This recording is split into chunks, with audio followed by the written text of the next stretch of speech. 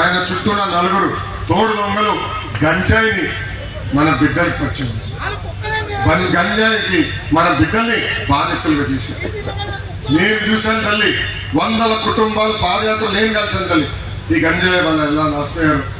ఈ సభాముఖి నేను హామీ ఇస్తున్నా, 2 నెలల్లో తెలుగుదేశం జనసేన ప్రభుత్వం ఏర్పడుతుంది. ఈ గంజాయి సరఫరా చేసిన ప్రతి యాదవని నేను వదిలిపెట్టను. ఈ సభాముఖంగా ప్రజలు కూడా నేను కోరుతున్నా, తెలుగుదేశం జనసేన బలపరిచిన అభ్యర్థిని ఇక్కడ గెలిపించండి. తప్పనిసరిగా తుమ్మపాలెం షుగర్ ఫ్యాక్టరీ ఏదైతే మూసేశారో దానివల్ల రైతులు చాలా నష్టపోతున్నారో వాళ్ళకి న్యాయం చేసే బాధ్యత మేము తీసుకుంటాం.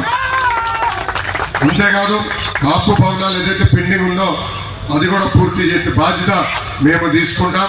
తాగునీటి సమస్య తీవ్రంగా ఉంది. ప్రతి ఇంటికి ఉచితంగా నీటి కుళాయి ద్వారా సురక్షితమైన తాగునీరు అందించే బాధ్యత మేము తీసుకుంటామని ఈ సభాముఖంగా ప్రజలకు చెప్తున్నాం. ఇంకా కసిమకోట రైతులు సాగునీరు లేక అనేక ఇబ్బందులు ఎదుర్కొంటున్నారు. వాళ్ళకి సాగునీరు అందించే బాధ్యత కూడా మేము తీసుకుంటాం. నల్ల బెల్లం రైతులు అంటే ఈ ప్రభుత్వానికి చిన్న చూపు. దానికి కారణం ఒకటి, ఈయన కల్తీ మధ్య అమ్మేదానికి ప్రయత్నిస్తున్నారు. అందుకే నల్ల బెల్లం రైతులు అనేక ఇబ్బందులు గురవుతున్నారు. ఏకంగా నల్ల బెల్లం రైతులు ఆత్మహత్య చేసుకునే పరిస్థితి నేను చూశాను నా పాదయాత్రలో. అందుకే సభాముఖంగా నేను హామీ ఇస్తున్నా, నల్ల బెల్లం రైతుల్ని గతంలో ఎట్లయితే ఆదుకున్నామో అదే విధంగా ఆదుకునే బాధ్యత మేము తీసుకుంటాం. రోడ్లు ఎంత దరిద్రంగా నాకు తెలుస్తుంది. నేను ఇక్కడ పాదయాత్ర చేస్తే నా కాలు కూడా నొప్పి వచ్చిందండి. నాకు ఎప్పుడు రాలా, కానీ మన రోడ్లో నడిచిన నొప్పి కూడా వచ్చింది. ఆ రోజు నేను నడిచినప్పుడు గ్రామస్తులు కూడా బయటకు వచ్చి నాకు సంక్షేమ కార్యక్రమాలు మాకు వద్దు, కనీసం మా రోడ్ ఏంటి చాలని చెప్పాను. వాళ్ళకి ఆనాడే హామీ ఇచ్చా, మీ సంక్షేమ కార్యక్రమాలు జోలికి రాం, కానీ యుద్ధ ప్రాతిపదికంగా అద్భుతమైన రోడ్లు వేసే బాధ్యత మేము తీసుకుంటామని ఈ సభాముఖంగా నేను హామీ ఇస్తున్నా. అదేవిధంగా ఈ డీఫామ్ పట్టా సమస్య పరిష్కరించే బాధ్యత మాది. ఎన్టీఆర్ హాస్పిటల్లో మెరుగైన వసతులు కల్పించే బాధ్యత కూడా మేము తీసుకుంటాం. మన నియోజకవర్గంలో డిగ్రీ కళాశాల కూడా ఏర్పాటు చేసే బాధ్యత మేము తీసుకుంటామని ఈ సభాముఖంగా నేను హామీ ఇస్తున్నా. తెలుగుదేశం పార్టీ బలం, తెలుగుదేశం పార్టీ కార్యకర్తలు. అన్న ఎన్టీఆర్ ఏ ముహూర్తంలో పార్టీ స్థాపించారో తెలియదు, కానీ ఆ పసుపు జెండా చూస్తేనే మనకు ఒక నూతన ఉత్సాహం. వైకాపా నాయకులు కార్యకర్తలకి boom boom president medal, Andhra gold కావాలి, కానీ మనకి మన అధ్యక్షుడు పిలుపు, రా కదలి రా. ఒక పిలుపు వస్తే పరిగెత్తుకుండే సైన్యం ఒక తెలుగుదేశం పార్టీదే. భారతదేశంలోనే కార్యకర్తల పార్టీ అంటే గుర్తొచ్చే మొదటి పార్టీ తెలుగుదేశం పార్టీ. 2014లో కార్యకర్తల కోసం ఒక సంక్షేమ నిధి ఏర్పాటు చేశాం. ప్రతి కార్యకర్తకి ప్రమాద బీమా అందజేశాం. ఈరోజు కార్యకర్త ప్రమాదంలో చనిపోతే ఎవరు ప్రమేయం లేకుండా వాళ్ళ కుటుంబాలకి 2 లక్షల రూపాయలు తెలుగుదేశం పార్టీ ఇస్తుంది. ఇప్పటికే దాదాపు 100 కోట్ల రూపాయలు ఈ ఒక్క కార్యక్రమం ద్వారా కార్యకర్తల కోసం పార్టీ ఖర్చు పెట్టింది. ఇంతకాదు, కార్యకర్తలు ఒకవేళ వాళ్ళ పిల్లల్ని చదివించలేకపోతే వాళ్ళ బిడ్డల్ని దత్తకు తీసుకుని చదివిస్తుంది మా తల్లి భువనేశ్వరి అమ్మ. నాకు అక్క చెల్లెలు లేరు, అన్న తమ్ముడు లేరు, ఇంట్లోనే ఒక్కరిని. కానీ అన్న ఎన్టీఆర్ నాకు 60 లక్షల మంది అక్క చెల్లెలు అన్న తమ్ముళ్ళు ఇచ్చారు. మిమ్మల్ని నా గుండెల్లో పెట్టుకుని కాపాడే బాధ్యత నేను తీసుకుంటానని ఈ సభాముఖంగా హామీ ఇస్తున్నా.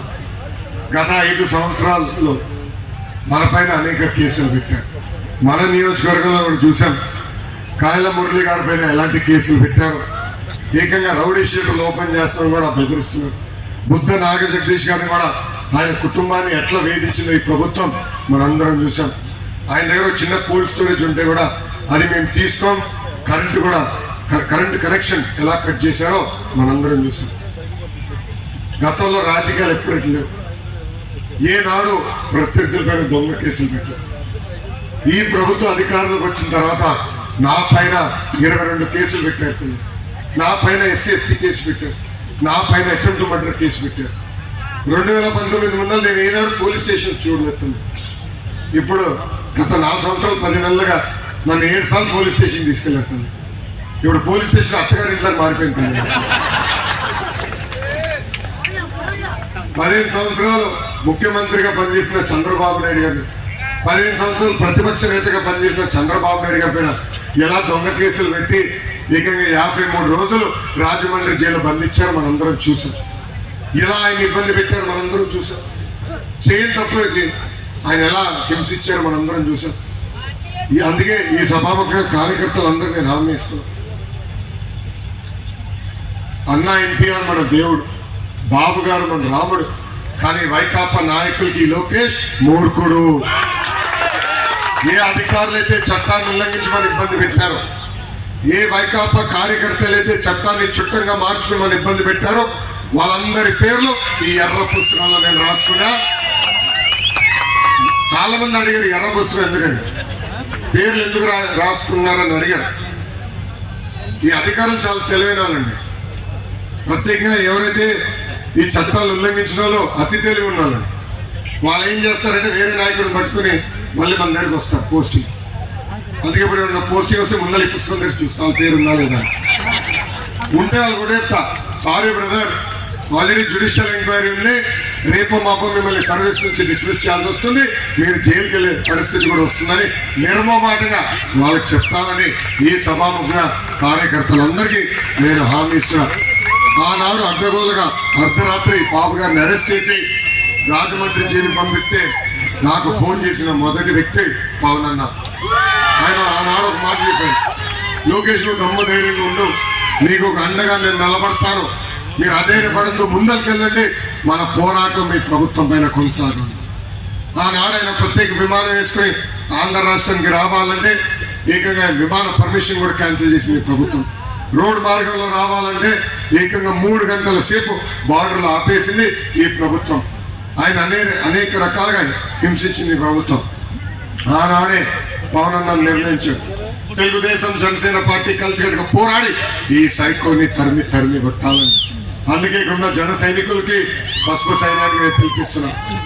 ఈ వైకాపా పార్టీలో పేటీఎం బ్యాచ్ ఉంది, 5 రూపాయలు ఇస్తే పనికిమాల పనులు చేస్తారు, మన మధ్య చిచ్చు పెట్టడానికి ప్రయత్నిస్తున్నారు. పసుపు సైన్యం పేర్లు పెట్టుకుని జన సైనికులు తిడతారు, జన సైనికుల పేర్లు పెట్టుకుని పసుపు సైన్యాన్ని తిడతారు. దయచేసి మనందరం అప్రమత్తంగా ఉండాలా.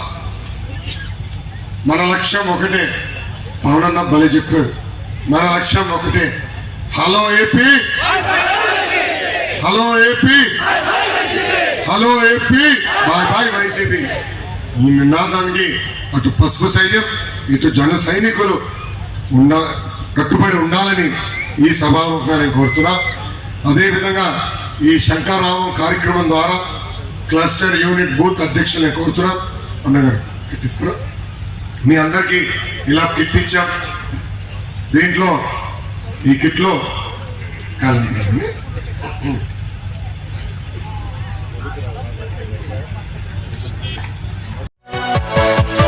Yeah.